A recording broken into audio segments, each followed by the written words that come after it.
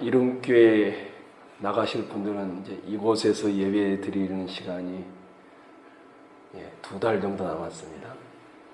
그 이후에는 이제 이곳이 아닌 그곳에서 예배를 드리기 시작하겠죠. 계신 분들은 더 사랑해 주시고 가실 분들은 더 열심히 내서 이곳에서 예배하시고 그래서 또 그곳에 가서 또 열심히 하시면 좋겠습니다.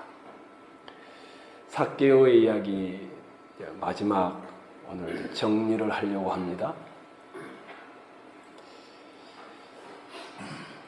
예수님이 영생을 얻는 것, 천국에 들어가는 것, 구원을 얻는 것, 여러 가지 용어를 쓰셨죠. 근데 늘 핵심은 복음이었습니다. 구원의 복음이었습니다. 예수님은 자신이 왜 이 땅에 왔는지 뭐라고 합니까? 내가 의인을 부르러 온 것이 아니라 죄인을 불러 회개시키려 왔노라. 늘 이렇게 말씀하셨습니다. 바울도 이 예수님을 바라보면서 디모데전서 1장 15절에 미쁘다 모든 사람이 받을 만한 이 말이여 그리스도 예수께서 죄인을 구원하시려고 세상에 임하셨다 하였도다. 이렇게 표현합니다. 바울도 예수님을 보면서 예수님은 죄인을 구원하려 이 세상에 오셨다. 이렇게 말합니다. 이렇게 표현하면 좀 어떨런지 모르겠습니다. 하나님의 그 본성은 죄인을 찾고 구원하시는 일입니다. 인간 역사의 첫 페이지에서부터 하나님은 에덴 동산에서 타락한 아담과 하와를 찾으셨습니다. 에스겔서 34장 16절에 하나님은 그 잃어버린 자를 내가 찾으며 쫓기는 자를 내가 돌아오게 하며 상한 자를 내가 싸매주며 병든 자를 내가 강하게 하려니와. 하나님은 잃어버린 자를 찾으러 오신 분으로 에스겔 선지자도 이야기할 정도였습니다. 구약에서는 하나님을 전능하시다 이렇게 표현하기는 항상 구주 하나님으로 묘사하는 곳들이 곳곳에 많이 있습니다. 예수께서 육체를 입고 인간 세계에 들어오셨을 때 예수님은 어떻게 알려지기를 원하셨을까요? 구주로 알려지기를 또한 원하셨습니다. 혹시 기억나십니까? 예수님이라는 이름을 천사가 와서 마리아와 요셉에게 알려주었죠.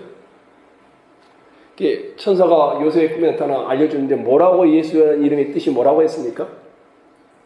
아들을 낳으리니 이름을 예수라 하라. 이는 그가 자기 백성을 그들의 뭐에서요? 죄에서 구원할 자이심이라. 예수님이 죄인을 찾아 구원할 임무를 가지시고 이 세상에 오셨다라는 것입니다. 이게 복음이고 이게 기쁜 소식입니다. 그런데 특이한 것은 자기 자신을 죄인으로 아는 사람에게만 이것이 기쁜 소식입니다. 자기 죄를 인정하고 회개하지 않는 자들은 구원 얻는 은혜에 이르지 못합니다. 모든 사람이 죄인입니다. 그러나 모든 사람이 자신의 부패를 인정하지는 않습니다. 똑똑할수록 인정하지 않는 분들이 참 많습니다. 만일 자기 죄를 인정한다라면 예수님은 분명히 그러셨습니다. 그들의 친구가 되실 것이며, 그렇지 않는다라면 예수님은 그들에게 심판자로만 비추어지도록 되어 있습니다. 누가복음 18장 우리 한번 찾아볼까요? 바로 앞장이니까 18장 10절 13절 한번 봐보십시오. 18장 10절에서 13절이죠. 제가 9절을 읽을 테니까 여러분이 10절에서 13절 한번 읽어보실까요? 또 자기를 의롭다고 믿고 다른 사람을 멸시하는 자들에게 이 비유로 말씀하시되 두 사람이 기도하러 성전에 올라가니 하나는 바리새인이요 하나는 세리라. 바리새인은 서서 따로 기도하여 이르되 하나님이여 나는 다른 사람들고 토색, 불의, 간음을 하는 자들과 같지 아니하고 이 세리와도 같지 아니함을 감사하나이다. 나는 일에 2번씩 금식하고 또 소득에 11조를 드리나이다 하고 세리는 멀리 서서 감히 눈을 들어 하늘을 쳐다보지도 못하고 다만 가슴을 치며 이르되 하나님이여 불쌍히 여기소서 나는 죄인으로소이다 하였느니라. 이 스토리를 아마 다 아시죠? 바리새인과 세리 이 두 사람에 대한 평가. 자기가 죄인인지를 모르는 바리새인은 아마 굉장히 분노했을 것입니다. 내가 14절 한번 봐보십시오. 내가 너희에게 이르노니 이에 저 바리새인이 아니고 이 사람이 의롭다 하심을 받고 그의 집으로 내려갔느니라. 무릇 자기를 높이는 자는 낮아지고 자기를 낮추는 자는 높아지리라. 예수님의 복음이 자기가 죄인인 줄 아는 사람에게는 기쁜 소식입니다. 근데 분명히 죄인인데 자기가 죄인인 줄 모르는 사람에게는 분노하고 당황하고 이 바리새인처럼 이렇게 되어 있습니다. 자기 죄를 고백하지 않았던 부자 청년 기억나시죠? 주님이 거절했습니다. 세리였던 마태, 사마리아 여인, 자신의 죄를 인정하고 구원을 원하는 사람에게는 주님이 은혜를 베푸셨습니다. 죄가 많은 죄인일수록 그 죄인의 구원을 통해 하나님의 은혜와 영광이 더욱 놀랍게 드러납니다. 예수님이 이 땅에 사는 동안 우리가 살펴보고 있지만 정말 많은 죄인들이 회개하는 반응을 보였습니다. 세리와 여타 버림받은 자들이 다 회개하고 주님의 돌보심을 받았습니다. 근데 이것을 못마땅하게 여기는 사람들이 또한 공존했습니다. 우리 누가복음 15장 한번 찾아가 보실래요? 바로 앞이니까.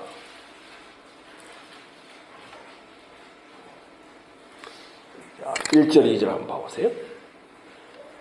모든 세리와 죄인들이 말씀을 들어 가까이 나오니 바리새인과 서기관들이 수군거려 이르되 이 사람이 죄인을 영접하고 음식을 같이 먹는다 하더라. 예수님이 돌보는 세리와 죄인들은 나와서 그 식탁을 대하는데 가장 종교적이었던 바리새인들은 항상 불평했습니다. 이 사람이 죄인을 영접하고 음식을 같이 먹는다라는 것이었습니다. 그들은 자신을 아브라함의 자손 하나님의 백성이라고 그렇게 여겼습니다. 특별하다라고 생각했습니다. 그런데 예수님은 그런 그들을 다 정죄했습니다. 그들은 버림받은 사람을 마음에 두지 않았고 죄인을 사랑하지 않았고 잃어버린 자를 동정하지 않았습니다. 더 나쁜 것은 그들 자신이 죄인이라는 사실을 몰랐습니다. 오늘 삭개오를 정리한다고 했죠. 삭개오는 직업이 뭐였습니까? 세리였습니다. 그리스도를 영접하고 따르도록 하나님께서 마음을 준비시키신 사람이었습니다. 예수님과 이 삭개오 만남은 장소가 어디에서 이루어졌습니까? 여리고 마을 돌무화과 나무 아래에서 이루어졌습니다. 예수님은 이제 이 19장이 끝나면 죽음이 곧 다가옵니다. 죽기 위해 마지막 예루살렘으로 가시는 중이었습니다. 예수님은 잠시 갈릴리에서 그 전에 사역을 했었습니다. 물론 시작도 갈릴리였지만 예수님의 고향 나사렛이 거기에 있었습니다. 이제 예수님은 마지막 유월절을 위해 예루살렘으로 가고 계셨습니다. 거기서 유월절 양이 되어 죄인들을 위해 십자가에서 자기 생명을 내어줄 것이었습니다.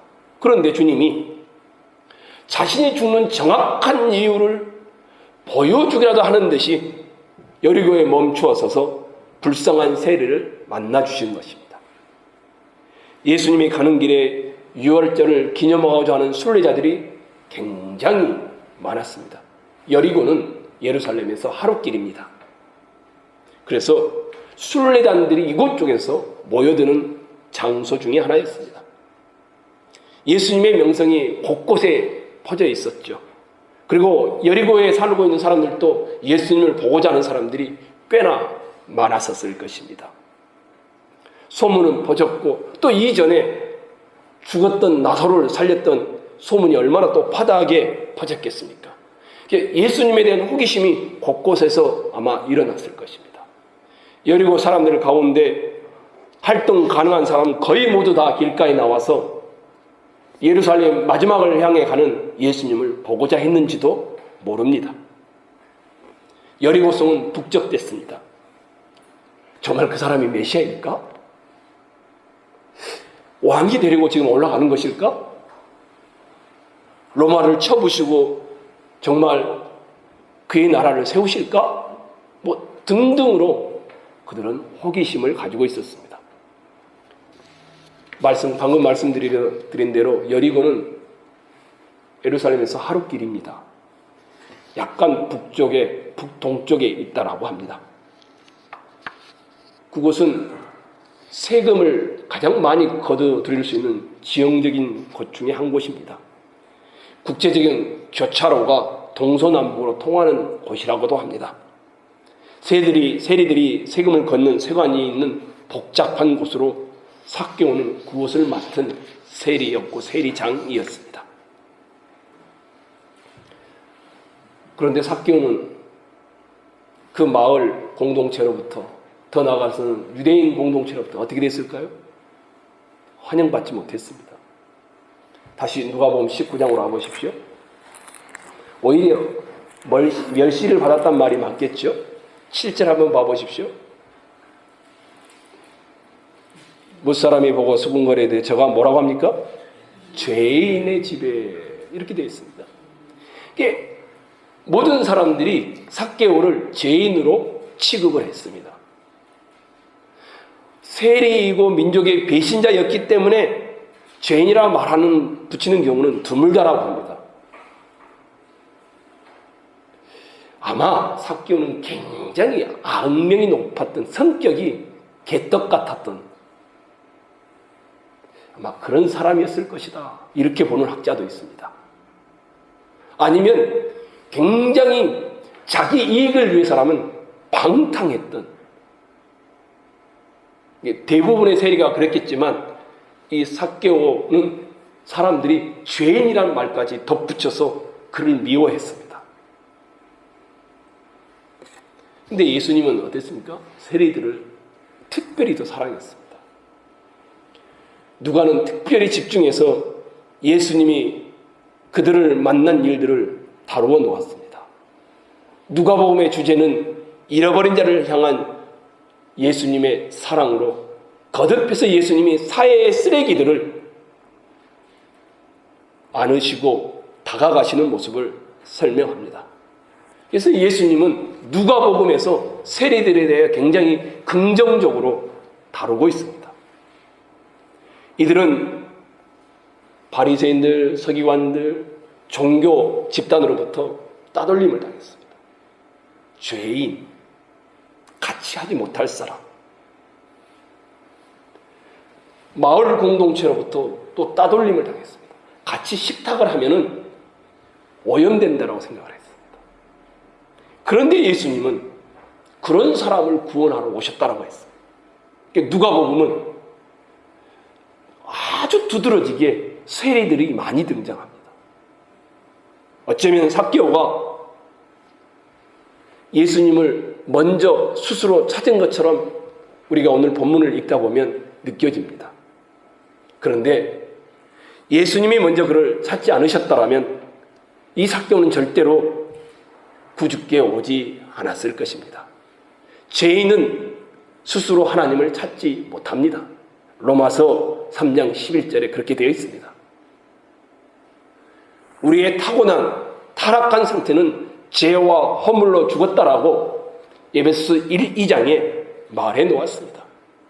하나님의 생명에서 떠나 있다라고 또한 말해 놓았습니다. 우리가 하나님을 찾는 일은 불가능합니다. 죽은 사람이 어떻게 하나님을 찾겠습니까? 우리 스스로는 그것을 원하지도 않습니다. 죄를 깨닫게 하시는 하나님의 주권적인 능력이 역사할 때만 우리는 구주께로 나아갈 수 있습니다.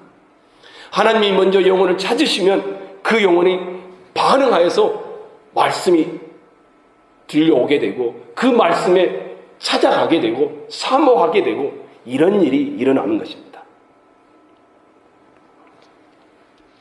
누군가가 자기가 하나님을 찾는 것처럼 여겨질 때가 있습니다.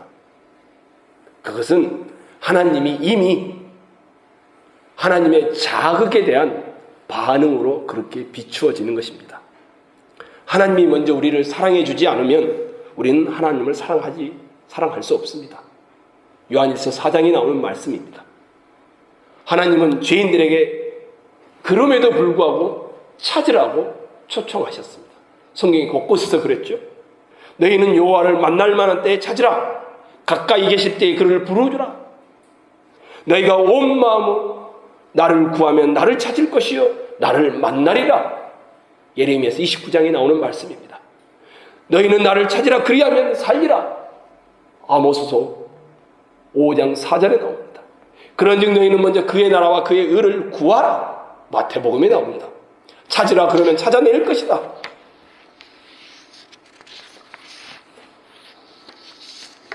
삭개오가 예수님이 누구인지 보고 싶어 했습니다. 삭개오가 예수님을 보고 싶어서 다른 사람들을 다 제끼고 돌무화 나무 위로 올라갔습니다.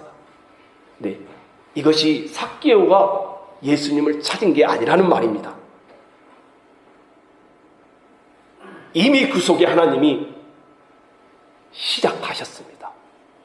그래서 나무 위에 있는 삭개오를 만난 적도 없는데 삭개오야 이름을 부르면서 내려오라고 주님이 할 수 있었던 것입니다. 하나님이 삭개오를 찾으셨습니다. 그래서 삭개오는 하나님을 찾았습니다. 다시 할까요?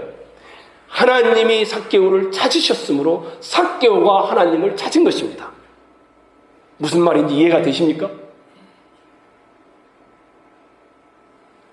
그는 예수님에 대해 들었지만 분명 본 적이 없었습니다.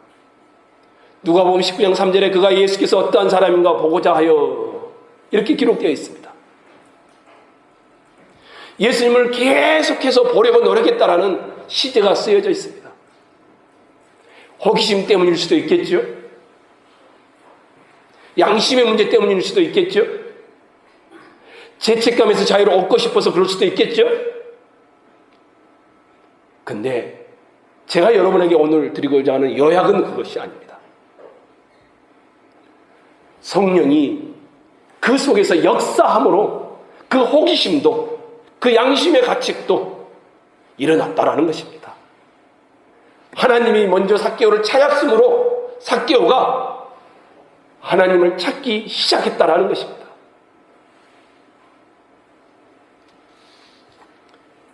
하나님의 성령이 삭개오 마음속에서 그를 그리스도께로 이끄는 일을 시작하신 것입니다.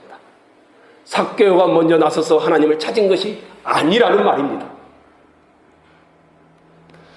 우리는 자꾸 내가 하고 있으니까 내가 하나님을 찾은 것처럼 여겨집니다. 저도 그랬었으니까요. 하나님의 성령이 그의 마음을 움직여서 일하셨던 것입니다. 이를 반응해 그는 예수님을 찾고자 만나고자 했던 것입니다. 삭개오는 버림당한 자, 미움받는 사람, 불쌍한 백성을 희생시켜 얻은 돈을 두 손에 움켜쥔 사람이었습니다.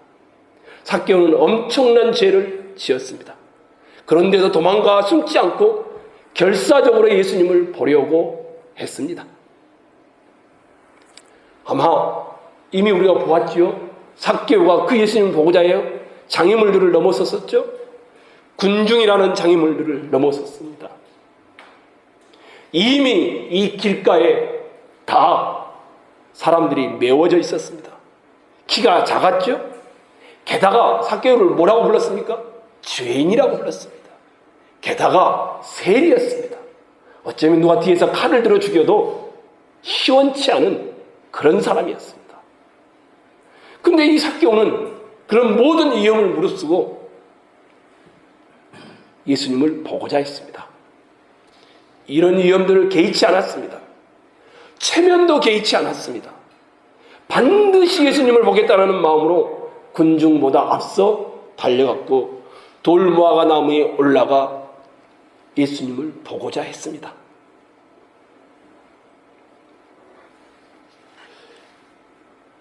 어른이 앉을 만한 그런 나무가 아니죠. 그것도 지극한 나이가 들었다라면 더더욱이나 체면의 문제와 사회적인 문제가 있는데 삭개오에게는 그런 것이 아무것도 눈에 들어오지 않았습니다. 오로지 예수님을 보고자 했습니다. 근데 그 다음에 삭개오가 충격에 빠졌습니다. 예수님은 그를 이제까지 만난 적이 없었지만 수많은 사람들 가운데 멈춰서서 그 나무를 올려다보시면 뭐라고 합니까? 5절 한번 봐보십시오. 5절 여러분 한번 읽어볼까요? 읽겠습니다. 시작.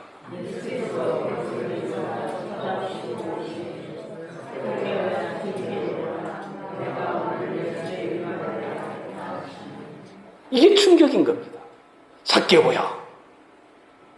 자기가 먼저 찾은 것처럼 보여졌을 텐데 주님이 삭개오야 속히 내려오라.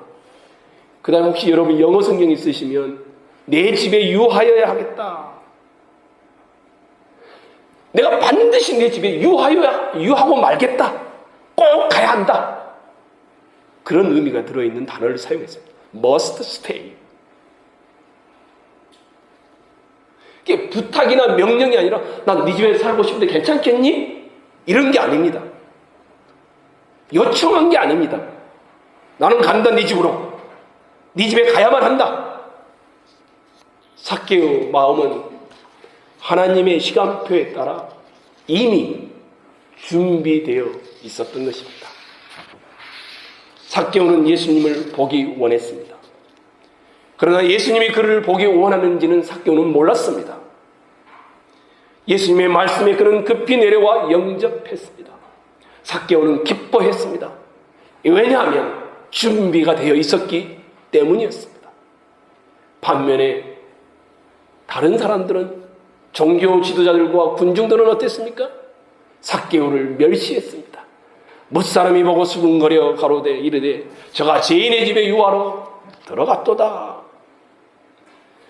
그들의 생각 속에 삭개오는 상종 못할 죄인이었고 그런 삭개오와 함께 식사하는 사람인 예수님을 보면서 혀를 찼습니다. 그들의 생각에 삭개오는 영혼이 무가치했습니다. 그의 영적 행복에 대해서는 관심조차 없었습니다. 자기 의로 가득 찬 사람 눈에는 오직 자기밖에 보이지 않습니다. 그들의 눈면 교만으로 인해 예수님이 죄인을 찾아 구원하러 오셨다는 이 사실을 그들은 볼 수도 이해할 수도 없었습니다. 그래서 예수님을 그들은 정죄했습니다. 그러면서 그들 스스로를 정죄하고 있는 꼴이 되고 말았습니다. 삭개오 집에서 어떤 일이 벌어졌을까요? 예수님을 모셔갔으니 어떤 일이 벌어졌는지 상황은 짐작이 되지만 정확하게는 모르겠습니다. 삭개오가 저녁을 어떻게 대접했는지 아마 최선을 다해 준비했겠죠. 얼마 동안 머무셨는지 예수님이 잘 모르겠습니다. 무슨 이야기를 나누셨는지 어떻게 말씀하셨는지 잘 모릅니다. 삭개오가 구원에 이르도록 예수님이 어떤 말씀을 하셨는지도 알 수 없습니다. 예수님이 복음을 전하신 방법을 찾는 일은 굉장히 복잡합니다. 어리석습니다. 방법이 예수님의 복음을 전하는 전도의 핵심이라고 생각하는 사람이 참 많습니다. 근데 성경은 그런 이야기를 한 번도 한 적이 없습니다. 그런데 우리는 삭개오가 말한 부분을 통하여 삭개오가 예수님을 만났다라는 사실을 알아차리게 되어집니다. 8절과 9절입니다. 삭개오의 마음이 열려 있었고 주님은 이를 아셨고 제 문제를 다루셨고 삭개오가 이에 반응했던 내용입니다. 8절과 9절을 읽겠습니다. 시작.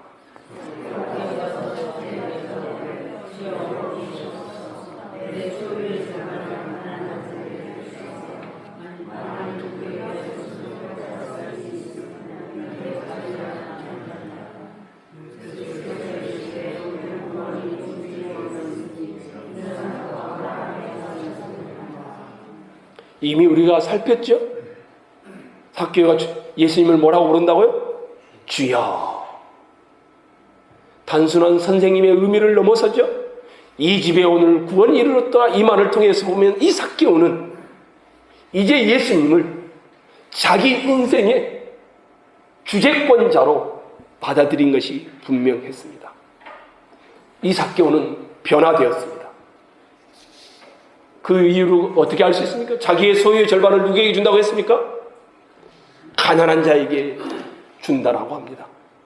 그 전에 삭개오는 어떤 사람이었습니까? 가난한 사람의 돈을 빼앗는 사람이었습니다. 삭개오의 마음이 변했다는 명백한 증거입니다. 빼앗는 자가 주는 자가 되었습니다. 착취자가 나누어 주는 사람이 되었습니다. 게다가 뭘 덧붙입니까? 내가 남의 것을 늑탈, 사치, 불법적으로 빼앗은 일이 4배나 갚겠다라고 합니다. 그의 생각이 변하고 마음이 변화되었습니다. 그래서 그는 행동을 바꾸려는 의지 또한 분명하게 보여주고 있습니다. 사람들에 대한 착취자에서 이제는 나눠준 자로 사람들을 바라보는 관점만 변한 것이 아닙니다. 하나님에 대한 마음이 변하니까 사람들을 향한 마음도 변화했다라는 증거입니다. 하나님을 사랑하는데 사람을 미워한다. 하나님을 사랑하지 않는 것입니다. 하나님은 내 생명을 다 들여서 사랑할 수 있는데 사람들에게는 그렇게 할 수 없다. 성경과는 다른 생각입니다. 내 이웃을 뭐라고 합니까? 내 몸처럼 사랑하라. 이것이 그것은 둘째 되는 계명이라고 합니다. 사실 삭개오는 율법대로 하면 4배를 갚을 필요가 없습니다. 그냥 5분의 1을 벌금을 더 요구하는 것이 율법의 요구입니다. 사치하거나 늑탈한 것이 있으면. 그런데 삭개오가 보인 이 너그러움은 그의 영혼이 변화되었음을 나타내주고 있습니다. 예수님을 만나 예수님이 찾아와 성령의 역사에 의해서 구원받은 사람에게 나타나는 전형적인 방법은 반응은 열매로 행동으로 드러나도록 되어 있습니다. 삭개오는 구원은 놀라운 일이지만 나의 삶의 변화를 요구하지 마십시오. 이렇게 말하지 않았습니다. 새로 태어난 모든 신자의 마음에는 순종하기 원하는 무엇인가가 있습니다. 열정적인 마음, 관대한 순종, 변화된 생각, 변화된 행위가 반드시 뒤따르게 되어 있습니다. 이 모든 증거들이 삭개오가 진정한 신자가 되었음을 보여줍니다. 그래서 예수님은 이 삭개오의 믿음을 인정하시고 뭐라고 합니까? 이 사람도 누구의 자손이라고 합니까? 아브라함의 자손이로다. 그가 유대인이기 때문일까요? 유대인들은 그렇게 생각했습니다. 자기들이 유대인이기 때문에 아브라함의 자손이라고 믿었습니다. 근데 예수님은 그런 게 아니었습니다. 그가 믿었기 때문이었어요. 무릇 표면적 유대인이 아니요 겉 할례가 진짜 할례가 아니라고 로마서 2장에 나오지 않습니까? 참 유대인은 뭡니까? 아브라함은 모든 믿는 자의 조상이 되었다고 하지 않습니까? 믿음으로 말미암는 자들은 아브라함의 자손인 줄 알지어다. 갈라디아서 3장 7절에 나오는 말씀입니다. 그리스도를 신뢰하는 사람은 모두가 다 누구든지 유대인이 아니어도 아브라함의 자손입니다. 그러므로 아브라함의 자손이란 말은 신자와 동일한 말입니다. 구원이 삭개오 이른 이유는 그가 돈을 나누어 줬기 때문일까요? 착한 일을 많이 하기 때문일까요? 한번 말씀해 보십시오. 아닙니다. 구원이 삭개오에게 이른 이유는 그가 돈을 나누어 줬기 때문이 아니라 그가 진짜 신자가 되었기 때문에 돈을 가난한 자들에게 나누어 주게 된 것입니다. 그의 행위가 아니라 믿음으로 구원을 받았고 믿음으로 구원받은 사람이 행위로 그 열매를 드러냈던 것입니다.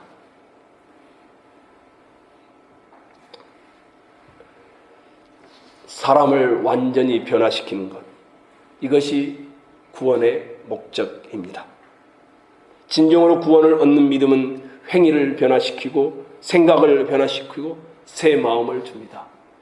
오직 했으면 사도 바울이 고린도 교회 성도들을 향하여 그런즉 누구든지 그리스도 안에 있으면 새로운 피조물이라 이전 것은 지나갔으니 보라 새 것이 되었도다.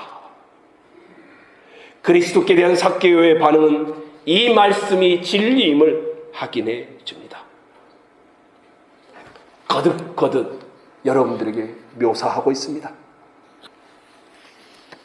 믿음으로 우리는 구원을 받습니다. 다시 할까요? 믿음으로 우리는 구원을 받습니다. 어떤 믿음입니까? 하나님이 나를 찾아오신 믿음입니다. 거기에 반응한 겁니다. 내가 하나님을 찾을 수 있는 자가 아닙니다. 믿음으로 우리가 구원을 받으면 어떻게 됩니까? 행위의 열매가 반드시 드러납니다. 믿음으로 구원을 받은 사람은 행위로 그 열매들을 증거로 보여줍니다. 삭개오는 취하던 자가 나눠준 자가 됐습니다. 가난한 자를 빼앗는 눈으로만 바라보았었는데 이제는 불쌍히 여기는 눈이 되었습니다. 사람을 바라보는 관점이 바뀐 겁니다. 자기 것을 취하는 데서 나누어 주는 것으로 바뀐 겁니다. 이미 우리가 나눴었죠. 세례 요한이 자기에게 세례를 받고 이제는 어떻게 해야 됩니까? 나오는 세리들, 군사들 이런 사람들이 뭐라고 했습니까? 직업을 바꾸라고 했습니까? 아닙니다. 열매를 맺으라고 했습니다. 회개에 합당한 열매를. 그것 외에는 요구하지 않았습니다.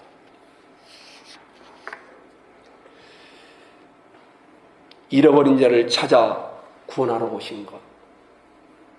이것이 예수님이 이 땅에 오신 목적입니다. 삭개오 회심을 4번씩이나 바라보면서 여러분과 정리하고 싶은 것이 이것입니다. 하나님이 삭개오를 찾아오셨고 삭개오는 거기에 대해 반응함으로 돌무화과 나무 위에 올라갔고 주님을 영접했고 삶이 바뀌어졌다라는 것입니다. 하나님이 찾아오지 않으면 그 누구도 반응할 수 없습니다. 그러지만 우리는 주님을 찾아야 되고 주님을 만나고 소망해야 되고 주님 앞에 나아가 죄를 회개하고 돌이켜야 합니다. 성도 여러분, 삭개오의 4번을 통해서 여러분과 제가 한 가지만 기억했으면 좋겠습니다. 하나님이 찾아오신 삭개오는 믿음으로 이 예수를 받아들였고 그 열매가 드러났다라는 이것을 기억했으면 좋겠습니다. 혹시 예수를 믿는데 삶의 열매가 없다? 그러면 정말 내가 예수를 믿는지를 돌아보셔야 합니다. 이 종교 지도자들, 바리새인들, 자기 의에 꽉 차 있는데 다 하나님의 백성들이라고 생각했습니다. 근데 예수님은 그들을 인정하지 않았습니다. 100이면 100다. 예수님은 그들을 위하여 책망하셨습니다. 세례 요한도 독사의 새끼들이라고 하면서 책망을 했습니다. 삭개오 경우처럼 여러분이 찾아온 주님으로 인하여 믿음의 증거와 열매들이 나타난다라면 여러분은 진짜 참 아브라함의 자손이라는 표식이 될 것입니다. 취하고 쌓는 데서 나누어 주는 것으로, 나를 향한 눈에서 다른 사람을 향한 눈으로, 늘 자기밖에 모르는 데서 이제는 다른 사람을 향하여 나아가는 그 모습으로 변화되었는지를 한번 확인해 보십시오. 옆 사람을 보라는 것이 아니고 아내나 남편을 보라는, 여러분 자신을 보라는 겁니다. 나는 정말 구원의 열매들이 그렇게 바뀌어졌는가? 그리고 확인하셔야 합니다.